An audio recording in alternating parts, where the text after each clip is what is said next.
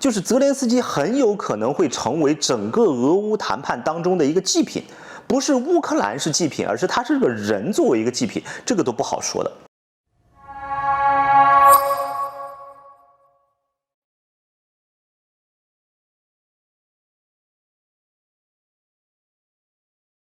Hello， 大家好，我们又见面了啊！今天呢是2025年的3月1号啊，然后农历呢是2月2啊，也就是我们上一次和大家去讲的龙抬头的时候哈。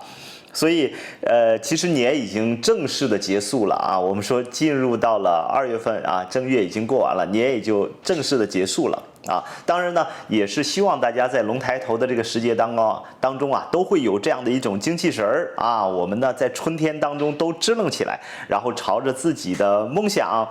更前进一步。好，那在今天的节目当中呢，我们要给大家讲一个这几天发生的最大的热点哈。我想，不管你是在全世界各地，你都会看到。今天最大的一个新闻呢，就是泽连斯基和川普在美国白宫这样的一个谈判呢，最终在记者的招待会当中算是一种记者访问当中呢，谈崩了。并且呢是能在国内的媒体当中也看到哈，就是大概有4-5分钟的时间这个川普包括美国副总统的万斯包括泽连斯基3个人呢，可以说是打上了嘴架的一种状态。那么实际上这种状态呢，我觉得在我们大上一次视频当中呢，应该说是得出了一个很准确的结论这一点真的不是夸张因为有很多人说我马后炮，但是我觉得我在这个整个俄乌之战当中的这个预测在基本链条当中，我自己都会感觉到蛮准的。因为在没有谈判之前呢，关南就做了一期节目这个节目呢是主要讲川普的八字，对比什么呢？对比普京，对比泽连斯基，他们3个人的八字，以及于3个国家，就是美国、俄罗斯和乌克兰之间包括欧盟这样的一个八字来去做比对。所以我当时呢就给出了一个很中肯的结论，我说这个其实是有一点麻烦的，并且呢我在那次节目当中提到了一个新的名词，就是泽连斯基会不会成为弹劾的祭品就是我们说在谈判当中他会不会成为一个祭品因为呢在整个的这个谈判过程当中现在还没有完成，所以呢关南是希望对于这一个事件，再结合着一些人的八字，我们再做出下一步的预测给大家一个参考的观点。所以其实今天呢，我们拿出来了很多人的八字包括川普包括泽连斯基包括乌克兰的八字，包括这个万斯的八字，包括马斯克的八字。我们呢要谈几个问题。第一个问题呢，就是我希望和大家回顾一下俄乌之战我们所预测准确的一些重要节点。那么这样的话呢，大家可以马后炮一下，你可以反过来去看我的节目是不是有验证，因为我还是要说，马后炮是学习八字最好的一种方法。也就是说呢，你拿已经发生的事儿反着去推，你能获得更多的经验。那么第二个呢，就是我认为万斯使得这次谈判有更多矛盾产生。换句话来说，如果这次谈判只是川普和泽连斯基，我认为问题还不是很大，就是因为有万斯的加入才让这次谈判呢有那么戏剧性的一个效果为什么我要这样说第三个呢，就是川普、马斯克和万斯呢，现在来看是美国政治政坛当中的一个铁三角了我们可以这样去讲那这个铁三角他们的关系，其实我认为是有隐忧的，这也是我要今天节目跟大家去谈到的。第4点呢，就是今年呢我们要关注2个重点的月份。那么在这2个重点的月份当中，可能世界局势会发生深刻的变化，也有可能会对我们的金融市场有所影响。这一点我们在第4点当中去讲。第5点当中呢，关南也要再次的和大家去谈到美国要注意的月份所以这一点呢，大家也要这个注意一下，尤其是在美国的华人朋友要注意一下。那么最后一点。也就是我们在频道当中以前说过的一点，就是欧洲的矛盾和衰落因为我以前在俄乌之战刚开始的时候，我们谈到了3元9运，要谈到换运，我说了欧洲开始进入到衰退运而且我提到了一个观点，就是乌克兰可能会把整个欧洲拖下水啊。那个时候有很多的朋友给我留言说不可能，你不了解怎么样。但是现在来去看的话，整个的事态确实是往这个方向去发展的。好了，我们一个一个的来哈。我们先从第一条当中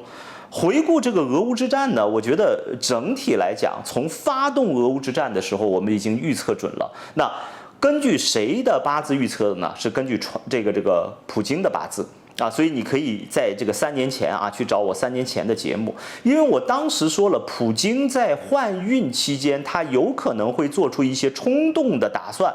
那这个冲动莫过于先发制人，对不对？发起了这样的一个俄乌之战。所以其实那个时候有很多朋友说，这个好神呐，你这个大家都认为这个战争在当下的这个局势当中都会产生一种克制的状态。没想到普京就是这么一个狂人，他就率先发动了战争。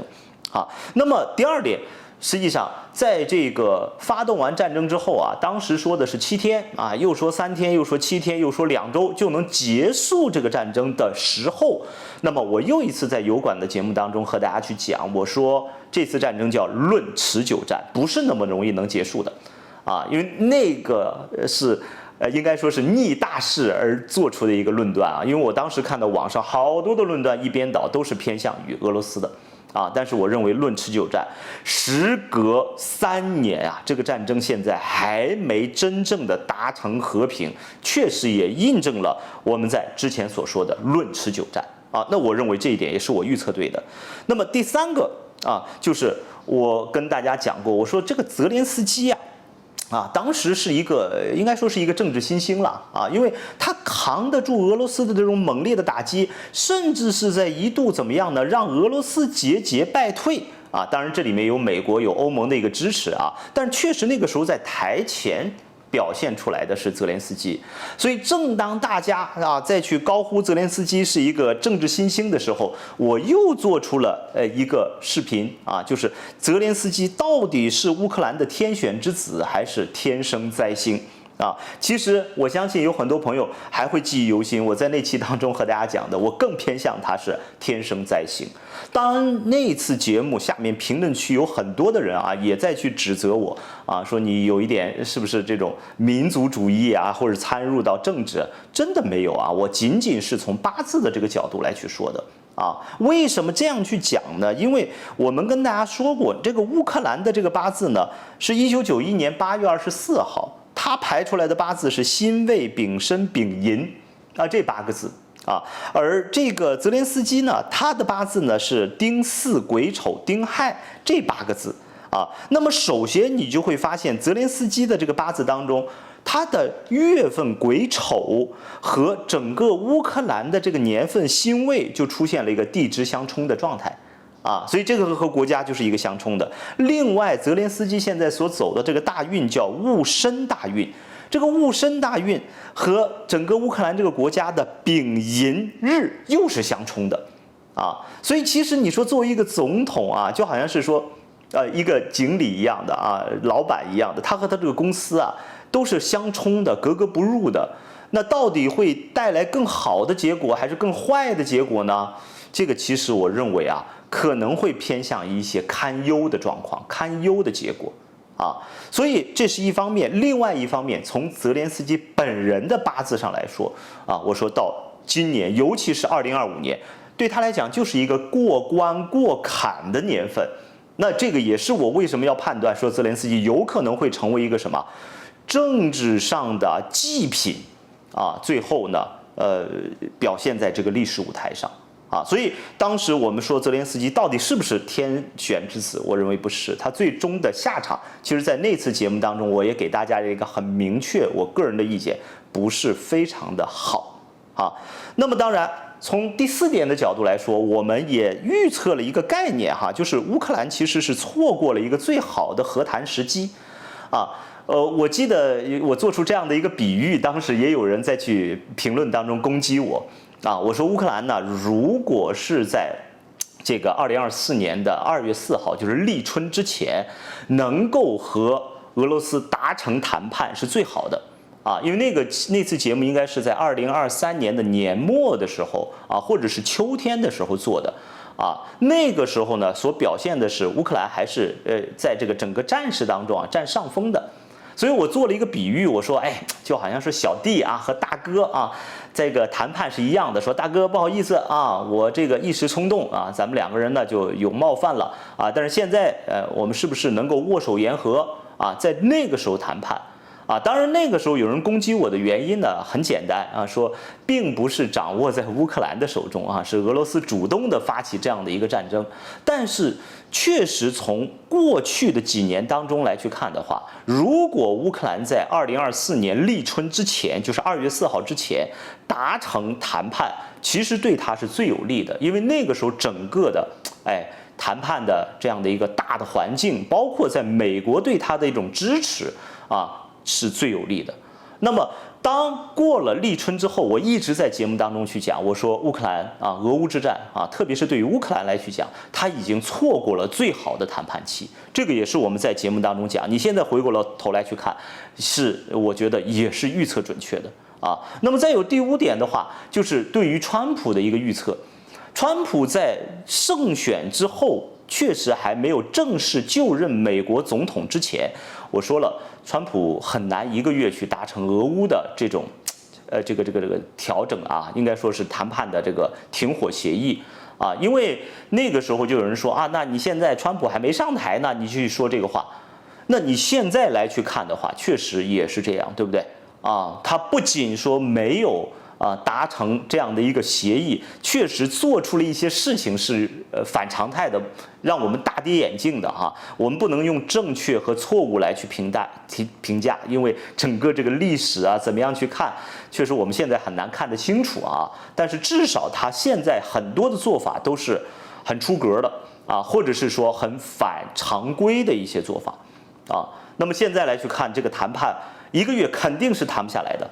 那到底多长时间，我们拭目以待那我给出的一个最长的时间，就是到今年的阴历的10月份，也就是到今年的冬天了所以整个这个谈判可能也要持续很久。当然它有2个时间点，我们会等一会儿和大家去讲。那么再有一个就是泽连斯基今年冲太岁不稳定。所以其实我们如果去看那个4分来钟的一个采访就是记者他们3个人类似于答记者问的那种状态的时候，美国的总统和副总统所表现出来的确实是让我觉得有点意外为什么呢？因为按照中国人的这个角度来讲嘛，大国这个叫礼仪之邦你应该是有一点所谓的主人的状态不管泽连斯基是怎么样的毕竟呢到你家来了，他是客人就打说他是一个农村的亲戚你也不能当面的去翻脸或者当面的戴有色眼镜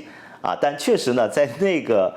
我们看到的那个视频当中确实有一点这样的一种感觉就是说川普一直在去说你已经没有牌了，你手中已经没有牌了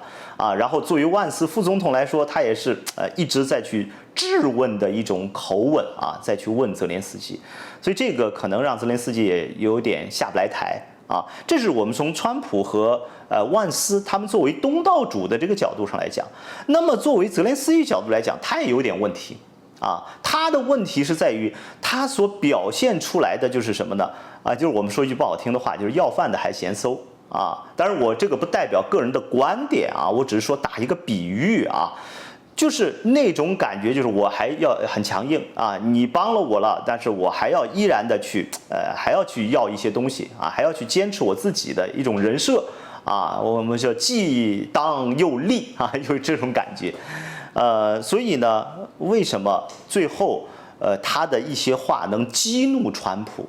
激怒万斯？那我认为他能够表现出不冷静的状态，说出了那些话，其实就是因为他今年冲犯太岁，冲犯的比较厉害。我们说冲就代表动嘛，冲动嘛，情绪不稳定嘛。所以你说泽连斯基他算不算是一个好的总统呢？这个我们只能从乌克兰人民的角度来去评价，但是我们很难说他是一个好的政治家，对吧？因为如果说我们按照中国人的这种传统的眼光来说那就是东道主应该展现出来好客之道或者是确实美国也做了很多事情，我要给你去谈一些东西啊，我可能是由上往下的去看。那么作为泽连斯基来讲的话呢，你作为一个政治家，你应该叫能屈能伸嘛，对不对？你本来也得到了别人的恩惠了，是不是你在那个时候能忍一时风平浪静呢？但他确实没有忍啊，至少是在这种记者招待会当中，他可能想表现一种强人的人设，他没有忍住，但没有忍住这种冲动，就造成了很大的问题啊。所以下面我们要再说一个点，就是我说了，那次谈判本来在外界说的是川普和泽连斯基之间的谈判，但没有想到万斯加入了。那万斯的加入，我说为什么能够让泽连斯基更加的冲动呢？很有意思的是，万斯啊，他生于1984年8月2号，这个是在维基百科当中显现出来的哈。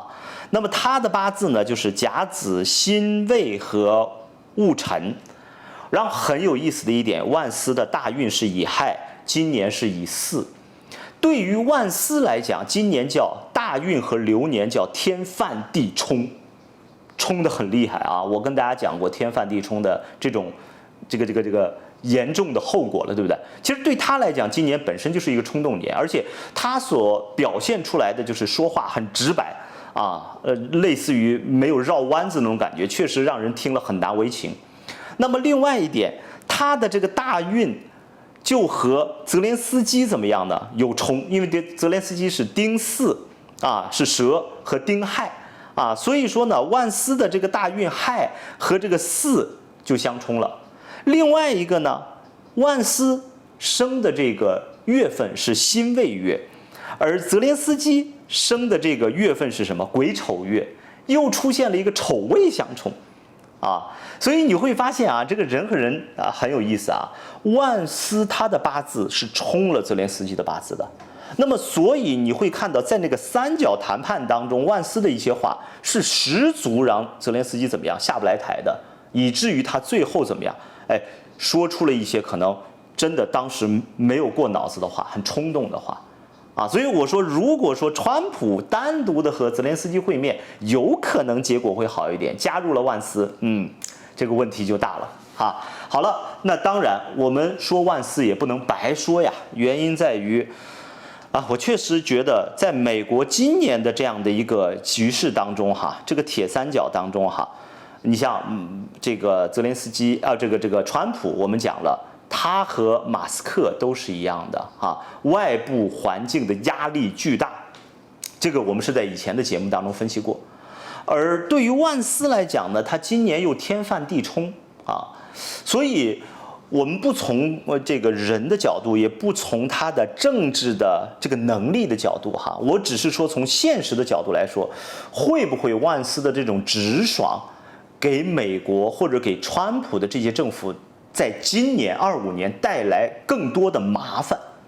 啊？因为对他个人来讲呢，他今年就叫天犯地冲，天犯地冲这是灾啊，对吧？我跟大家讲过，天克地冲、天犯地冲、天冲地冲，岁和运就是流年和大运之间出现这样的问题，就是代表一种灾难。但是你要知道，大人物的灾难，它影响的可绝对不光光是自己啊。所以我再去说。今年对于美国来讲真的是革卦的一年啊，革得好彻底啊。但是美国现在一跺脚，确实也让全世界晃三晃的。而美国的副总统，他的一些作为，会不会让美国甚至是全世界都出现一些偏差和问题呢？这个是我们要拭目以待的啊。所以我真的偏向于他可能会给美国带来一些所谓的麻烦，这个麻烦是打上引号的啊。所以呢，这个也是我说这点的一个原因哈，就是万斯的一个问题啊。那么当然呢，这个今年呢，这个川普、马斯克和万斯这种铁三角呢，我认为不能说是今年，但是在整个川普执政的这第一个应该说是第一届当中啊，我害怕会出现一点点问题。也就是铁三角不光是铁板一块踢不破的，有可能会出一点问题。其实很多人可能会发现，为什么会发现呢？大家要注意啊，这个川普呢，他的生日是什么呢？月份是甲午月，而马斯克他的生的月份是甲子月啊。然后万斯呢，我们刚才说了，他生的年份是甲子年啊。好了，老大甲午月出生啊，然后铁三角当中一边一个角啊，都是甲子，要么是甲子月，要么是甲子年。那么甲午和甲子构成了什么关系呢？也叫天犯地冲。所以其实这样的一种组合看似现在很火哈，但是会不会也有一些微妙的变化？当然这种变化或者是矛盾，绝对不能让外界轻易的去发现啊。但是会不会产生一些微妙的变化，以及于影响美国未来的发展，甚至世界的发展啊，这个都很难啊，很难讲。所以我判断是容易出现啊，我也不说模棱两可的话了，就是容易出现。所以导致现在啊，我们说去以川普来去分析未来的发展，真的是越来越难了，对不对？第一个就是他说的话不一定能形成政策，第二个就是他说完的话他有可能马上就改，第三个就是他们三个现在铁三角在一起做的事儿会不会更好的推进下去，会不会能迎来排山倒海的未来的这种压力打击呢，都很难讲啊。所以下面呢，我们就要来谈到一个点，就是今年呢，我们观测这个整个世界大势变化的重要的2个月份啊。那当然，这2个月份可能你作为金融市场的参考，你作为世界的政治市场的参考，都是可以去重点做观测的。一个是阴历的4月份，阴历的4月份是立夏节气之后的一个月。一个是阴历的10月份，阴历的10月份是立冬节气过后的一个月，啊，所以你要知道为什么我们说4月和阴历的10月啊，因为四害相冲啊，对不对？所有的老朋友都会知道这一点，所以这是我们要说的四害相冲，可能会带来一些深刻变化的。那也就是说，我们认为如果俄乌谈判能够最好达成明显结果的啊，就是各个方面啊都能出现明显结果，最早，那么可能是在夏季的这个时间啊，就是立夏。那么现在对于我们来讲是刚刚到了春天啊，对吧？也就是刚到阴历的2月份，其实按照节气来讲还没到2月份呢啊，所以这个还要等2个月的时间啊，你至少把春天过完啊，到夏天的时候再看。所以我刚才讲了，这种谈判也绝对不是说1个月能完成的，那甚至是到冬天，就是立冬之后要到亥月。所以我说这是最关键的2个月。而对于美国来讲的话，郭楠在讲这个马斯克做改革的时候啊，我那期节目看的并不多哈啊，但是我希望大家看看，我说马斯克是哪吒转世啊，这个在那期节目当中我提到了。有几个月对于美国特别要注意的。那么现在我要和大家说开始的月份，这个开始的月份是阴历的5月份，啊，也就是说阴历的4月份是立夏节气之后的1个月，阴历的5月份就是立夏节气开始后的第2个月。所以连续这2个月，我认为在世界整个的这个格局当中还是有大戏的啊，还是要让我们好好去看一看的。尤其是在美国内部的朋友来讲。因为今年的美国的变化真的会带动着全世界都在变化啊，所以我们可能所处的这个阶层是不一样的，你一定要观察好啊，不要让自己随着这个大势啊怎么样被这个洪流所淹没。好，那么再有一个就是欧洲的一个问题，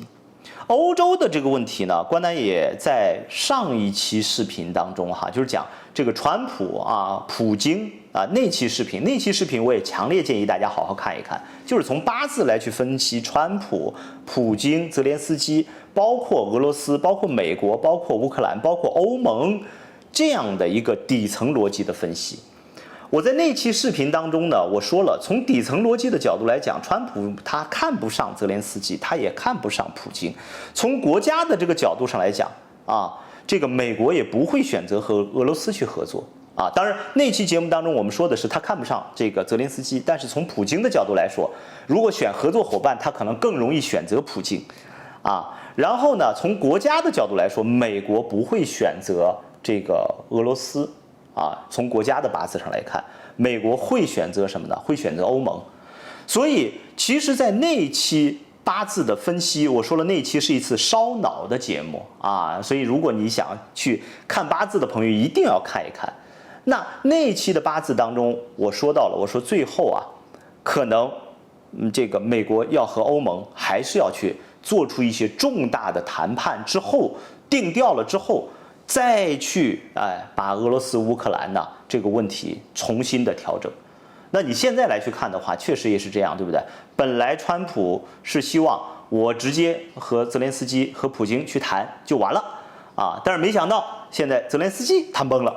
那你下面能够引起一个应该说是粘合剂的作用的话，那就必然是欧盟要登场了，对不对？你泽连斯基不可能再去找这个川普，川普可能也不想见他了。那中间的这个人是谁？就是欧盟。所以欧盟在这个过程当中要去穿针引线，但这个穿针引线的过程，就是我之前一直在和大家讲的过程，就是这个乌克兰或者是泽连斯基会裹挟着整个欧盟下水的一个过程啊。你在这个过程当中，我们可以想象到的是，未来川普一定会对欧盟提出更多的要求来。对吧？就是我不管了，你去管你的乱摊子，对不对？你家门口的孩子你管吧，我不管了，啊，这是一种可能性，对不对？那么另外一种可能性就是在整个的谈判过程当中，美国和欧盟会产生更多的摩擦，啊，为了所谓的乌克兰的利益产生更多摩擦，那这个过程其实也对于欧盟怎么样有损耗。所以不管说最终的和与不和，其实抱着乌克兰这样的一个巨婴啊，对于欧盟来讲，都会是有一定的损失啊。这样的话就会导致我之前啊，不是说我在唱衰欧洲，我只是说欧洲进入到了一个退运的环节。所以呢，身在欧洲的华人朋友啊，你们一定要理解啊，我没有资格说哪一个地区好，哪一个地区不好啊，我自己还水深火热呢，对不对？啊，我只是说你在欧洲你要往长远去看。我还是那句话，如果你想养老没问题，如果你想做事情，你是不是要深刻的观察你所在的这个国家未来的走向是什么？啊，俄乌谈判的这个过程当中，就可能会表现出来整个欧洲的走向。啊，所以我说了这件事儿已经说了3年了啊。那现在来看，欧洲的下行的轨迹应该说是越来越明显的。啊，所以我要希望的就是，我不是在唱衰啊，我只是说大家要深刻的注意到，欧盟之间可能会产生矛盾，欧盟和美国之间也可能会产生一些摩擦啊。但是我认为他们两国最终会谈判啊，这是毋庸置疑的。但是摩擦一定会出现的，所以这个摩擦，这个未来的变化，对你的生活会有什么样的影响？这是我提醒大家的。所以我一直在去讲，我们的节目是一个百姓视角，我们不谈政治，我们没资格去谈。然后我也不带有任何的嘲笑的这个整个的这样的一种态度。尽管我有的时候可能会用词不当，但是我仅仅是用一个老百姓的视角，用八字这样的一种预测的体系来去给大家分析这样的一个事情的走向。所以我们没有任何其他的一个企图啊，或者是谋划啊。当然，我希望达到的目的，第一个就是让大家知道可能未来的走向是什么。那这个未来的走向对你有利还是有害啊？我说了，趋吉避凶，避凶比趋吉更重要。所以如果有害的话，你应该怎么样去做调整？尤其是今年，关南说了4个字，叫做不利危强。啊，如果你现在正在危墙之下怎么办？对吧？所以不管你在中国、你在美国、你在欧洲啊，都是一样的。有可能你所在的那个地方就是危墙，啊，所以要赶快调整位置。那么第二个就是我希望用这样的一些时事热点啊，给大家带来一些思路上的引导和碰撞。我预测对了，你反过来再看一遍的时候，是不是你也会预测八字了呢？这个就是我真正希望在节目当中啊给大家传递的信息。好了，那今天的节目呢就到此为止，也希望呢大家能够在第一时间点赞、留言、转发我的频道，让更多的朋友关注我的节目。感谢大家的支持，我们下一期再会吧。